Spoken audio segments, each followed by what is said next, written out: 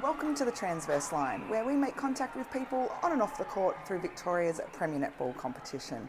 My name's Angela Banbury. Thanks so much for joining us. We're here at the State Netball Centre. It is around 12 of the VNL.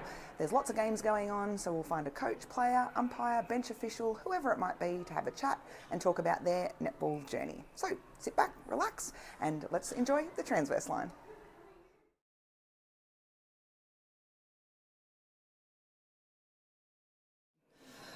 Welcome back to the Transverse Line. I'm joined by Anassie Lyon. Welcome to the Transverse Line. Thanks for having me. A little bit of fun. I may know a family member of yours. We do a little bit of work together. Yeah. We just started talking about the weekend up at Alice Springs. Have you caught up with your dad? He gave me a call yesterday, but I rang back. There wasn't much to say. He's on bye week now, so a bit of a break. Yeah. But he might be coming tonight. I'm not sure, but. We'll keep an eye out for him. Let's talk about you. Let's worry about him. Tell us how you ended up at Melbourne University Lightning. Well, at school netball at Caulfield Grammar, Steph Norton was my coach there, and I kind of just decided to make the switch at the end of the season. Didn't really know if they would have a spot available for me, but it ended up going that way, which is good. I also play footy netball under Sarah Norton, so kind of knew a few people there, and I've played with a lot of the girls, so it kind of just worked out. Nice one, because you were at the Saints previously. And now obviously with Melbourne Uni. You also have played state netball the last couple of years, yes. So represented Victoria. Tell us a little bit about that journey. Yeah, it took a while when we came over from Perth to kind of get my feet in the Netball Vic pathway, but once I kind of got into Elevate and all that, it kind of boosted me towards making the state team in my second year of trying out. So I was a training partner first year. Second year I finally made it. Top age 17s, had a great year in Frankston, came third with the under 17s, and then this year we were obviously in Sydney. Silver medal, so I did one better this year, but it's just a great pathway really. Yeah, it's fantastic that you've been able to represent the state. Like you just said, you went bronze, silver. Next year's going to be gold. Next year has to be gold. You've got to get the complete medal set. I know, exactly. Has to happen. Do we know where next year is yet? I don't know. It's not announced yet. No. They announced it pretty late, but hoping it's in the west maybe. Okay. So obviously that is where your netball journey probably began. Yeah. Over with in Fremantle. Yeah. Tell us a little bit about netball over in WA. It's very different to the pathway here in Melbourne. As I said, it took me a while to kind of find out where everything sat in the pathway here. Over there, I started netball playing club at the Palmyra Rebels at Fremantle Netball Association, and loved my netball over there.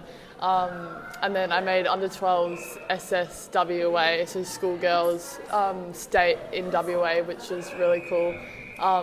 Great pathway over there though, great core group of girls that are still in their state programs today, which I've versed now. Nice with Vic at Nationals, but love netball over there. It's very different to over here, but equally as great of a pathway. And is it a big stadium or is it outdoors? What's the setup like? I did a lot of outdoors in Perth, but as I got into SSWA, that was started to be inside at the Gold Centre. Yep. So similar, we do have a few more facilities over here though, which is always a positive. Yeah. They've got very big venues though, haven't they? Yeah. Like multiple, like 40 odd courts at 40 one courts at each association. Yeah.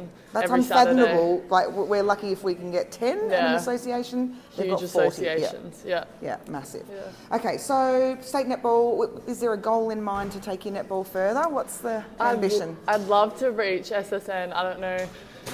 It'll probably be a couple more years, unfortunately, but trying to push for champs over the next couple of years, and then hopefully push for Fury after top age 19s, and then hopefully SSN, maybe overseas before that. It's a very competitive league to get into, so kind of have to take your chance. And you're obviously a goaler. Is there any other positions that you play? Mostly, is it just goals?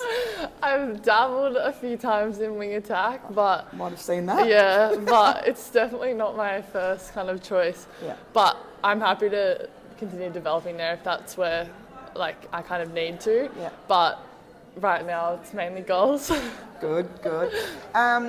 So you mentioned overseas. What's the ambition? Like obviously, yep, Vixens are there, and as you said, it's very hard to get into. Is there someone that you model your game on that you look to aspire to? I used to love watching Gretel Buetta and kind of this flair that she brought to the game. Obviously, she's out with kids at the moment, and maybe coming back. Kira Austin's another one. I know she's out on our court watching tonight, but again, her game is so dynamic and incredible that I should be modelling off of it. It's a great role model in the pathway, even in the Vixen, someone to look up to. Yeah, perfect. Are you a Vixen supporter? Yeah.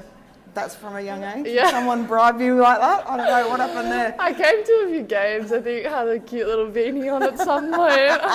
I might have to put that photo up. Might have to find that on the internet. Yeah, good one. What's on for this weekend? What have you got here tonight? And then netball, you said you're playing under Steph? Yeah. We're versing Saints tonight, so it should be a good hit out. We versed them a couple of weeks ago and it was a tightly contested game, so it's good to kind of come... They're on the improve, aren't they? Yep. It's good to come up against them again as we kind of head into finals, make sure that we're in form. And then this weekend we're versing Sorrento. I play at Rosebud under Sarah, so another good kind of hit out. We lost to them last time, but again, another good competitive game. Yeah, love our footy netball on the weekend. Yeah. They don't have it. Did they have it over in? No, I was just thinking about that today. Yeah. Actually, no, I don't think there is, but I could be wrong. Yeah. It probably wasn't my time. Very much a Victorian thing. Yeah. Well, we better let you go, but before you do, a little gift from the sponsors, Energetics. So there's a little gift there for you. Oh, thank you. Netball, a couple of pairs of socks. Sick. But thank you for joining us on the Transverse Line. Good luck for tonight and the rest of the season, and we hope to see you one day gracing the court at John Cain Arena. Thank you so much. Thanks for having me. Thanks, eh? Thank you so much. Welcome back to the Transverse Line. I am on this side of the camera, and on that side of the camera we have Penny Forrest. Hi, Penny. And we also have Fiona Ma. Hi, Fee. So, two amazing score bench officials. You've got the iPad there, Fee. Tell us what is going on. So all the scoring for VNL happens through our iPads and Netball Connect. Fantastic system, if I do say so myself. Tracks all the information live, so we can see it from anywhere. If you're tracking along at home with our commentators, or if the game's not being live streamed, you can still follow, see what's going on, see who's scoring the goals and what the scores are all around the ground. Even it's really good when everyone's out on their home games. Frankston, Casey, Bendigo, you can still see the scores going on, which is really good. Nice one. And for you, Penny, what's your role behind the bench? Well, there's three different roles behind the bench, well, actually four technically.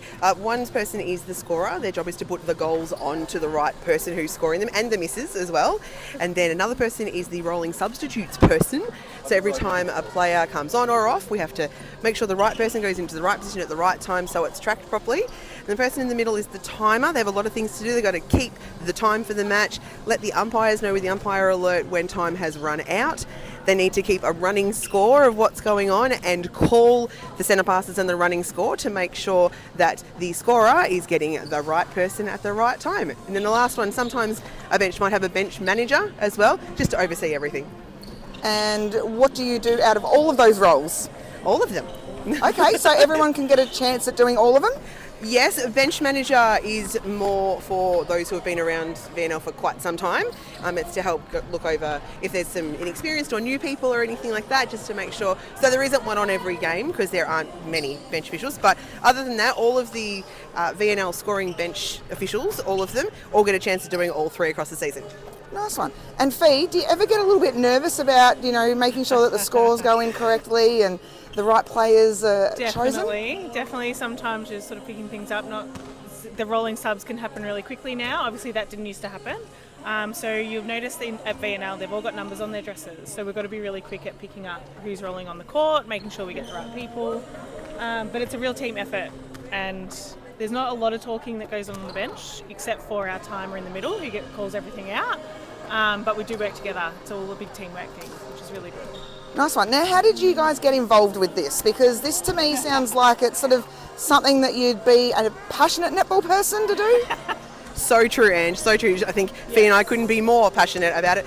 Look, I personally I've been involved in netball all my life and wanted to find a way to be involved at VNL level. So I started off as a team manager for some of the teams and then thought, oh, well, there's another game, what can I do?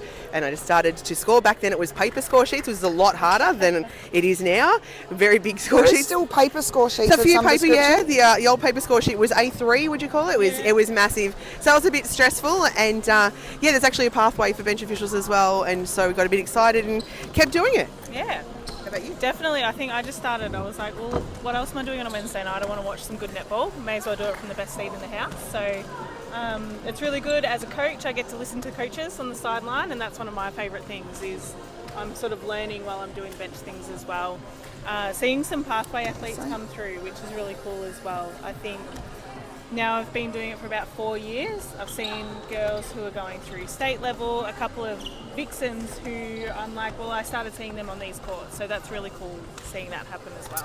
Nice one. Now, I'm sure you're involved in a little bit of other netball that happens over the weekend and during the weeks. Fee, what about you? What's your other netball involvement apart from scoring at VNL? I coach. And we don't have all night. We've got like just a minute or two. There is a lot. So coaching sort of my main passion at the moment. So I do Central West Talent Academy. Coach for the Alma Netball region for state titles, but my sort of home club is Essendon District Netball Association. Coaching their rep teams, having a little bit of fun with the under 11s at the moment. They're my happy pills, as I say, because it just reminds you why you do netball coaching, and hope to see them up here one day. Hopefully get a few through. Love it. Yeah. Love And it. for you? I wear a lot of hats, Ange. I wear a lot of hats. I'll keep it quick. I'm the Burundara VNL Reserves head coach, and I do the score bench for these guys. I'm lucky enough to do score bench for Suncorp Super Netball, which I'm really grateful for. I'm the head coach at Norwood Footy Netball Club, playing in the EFNL. I'm the Burundara coach director of our junior teams as well, and I do stuff. I help run Chisholm Netball region. That's all. Are you sure that's it? There's more, but I've forgotten. Yeah. What have you got going on the weekend? Tell us a little bit about that one. Oh, State Youth Games. State Youth Games is happening this weekend. Every King's Birthday weekend up in Warrigal. 5,000 youths go to Warrigal and compete in, I think, 29, 30 different sports, anywhere from ultimate frisbee to mountain biking, netball, basketball, dancing. They all stay at Lardner Park, which is sub-Arctic freezing temperatures. I run the netball myself, and it's an amazingly cold but amazing weekend.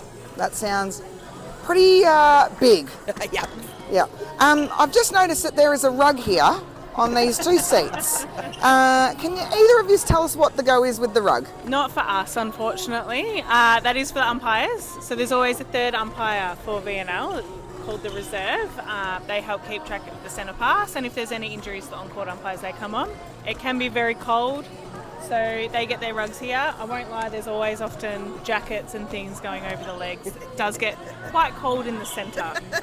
And does the bench people have to worry about the netball and what is called the blood bucket as well? The blood bucket. That's actually the reserve umpire's job to, if there is blood on the ball. We have a spare ball that we keep under their desk just in case. But if there is blood on the ball, the reserve umpire thankfully has to deal with that. Nice one. All right, one last question. If you could do anything in the sport of netball, what would it be? That's hard, Ange. That's hard. I believe there's a coaching gig coming up. I'm good. No, I'm good. I'm good. That's Don't need hard, that Ange. pressure. That's really I don't hard. know, there was no super shot when I was coming through, and I was a long shot goaler, so if I could have my ankles back and my knees back from when I was 15, I might jump back on the court, but that's never going to happen. But coaching's definitely something, but also being on the SSN bench would be a really cool thing to do. I know Penny already does it. Very high pressure. I don't know how you guys deal with it at SSN level. Lots going on, but yeah, that's a really cool pathway that you can have with benching as well. I genuinely can't decide, but I'm so grateful to work in so many facets of netball that I genuinely think that if I could stay working in it for another 50 maybe years, and I really enjoy making girls, boys, young, old people smile and enjoy their netball. I really do. So if I can just stay doing that in any capacity, I'd be happy. It is amazing what you two both contribute to netball, and it has been a pleasure having you on the Transverse Line. Thanks, Ange. Bye.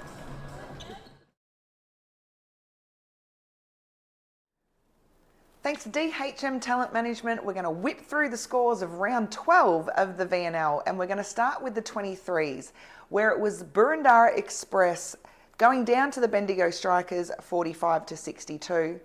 Northeast Blaze continue on their undefeated run 64 to the Western Warriors 50. Peninsula Waves getting over Gippsland Stars 55 to 43. Wilson Storage Southern Saints going down to Melbourne University Lightning 50 to 61. City West Falcons not good enough for Hawks Netball 56 to 64. And Geelong Cougars defeated Casey Demons 58 to 43. In the Championship Division, a close one between Burundara Express 53 defeating the Bendigo Strikers 50. Another close one, Northeast Blaze by just one goal over the Western Warriors 58 to 57. Peninsula Waves too good for Gippsland Stars 57 to 49. Wilson Storage Southern Saints just not good enough for the Melbourne University Lightning at 51 to 60. City West Falcons remain undefeated but in a tight one over Hawks Netball by 2 goals 65 to 63. And the final game, Geelong Cougars not quite good enough for the Casey Demons 45 to 64. Of course, all of those scores are brought to you by DHM Talent Management.